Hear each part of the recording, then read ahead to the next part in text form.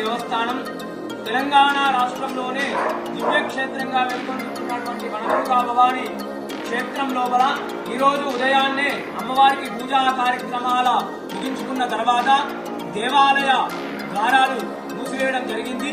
ఈరోజు కేతుగ్రస్త చంద్రగ్రహణం కారణంగా అమ్మవారికి పూజా కార్యక్రమాలు ముగించుకొని ఆలయ ద్వారాలు మూసివేయడం జరిగింది. తిరిగి మరణాడు రేపు ఉదయం అమ్మవారికి శుద్ధి సంప్రోక్షణ అనంతరము అమ్మవారికి జరిగేటువంటి నిత్య కైంకర్యాలు, అభిషేకము, అలంకరణ, ఆభరణ, కుంకుమార్చన, మహానివేదన, మంగళహారతి అనంతరము అమ్మవారి యొక్క దర్శనాలు భక్తులకు 8 గంటలకు కల్పించుకున్నట్లు ఆలయ ఈవో గిరీశంకారు గారు తెలిపారు. అదేవిధంగా మకా కుంభా నక్షత్ర జాతకులు, అదేవిధంగా కర్ణాటక సింహరాజుల వారి యొక్క గ్రహణాన్ని పొందరాలు. ఈ గ్రహణము పగటి పూట ఉంటుంది కాబట్టి గ్రహణ వేదన ఉదయం 8 గంటల నుండి ప్రారంభమవుతుంది.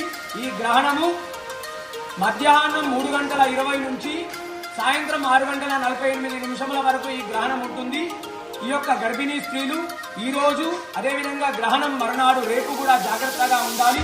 అందరూ కూడా గ్రహణ సమయంలో పట్టు స్నానము, విడుపు స్నానము చేయాలి.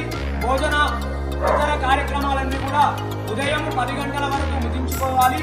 అందరూ కూడా అమ్మవారి నామాన్ని గ్రహణ కాలంలో అమ్మవారి నామమైనటువంటి శ్రీమాత్రే నమః అనే నామాన్ని జపించడం వల్ల మంచిది. వనదుర్గా మాతా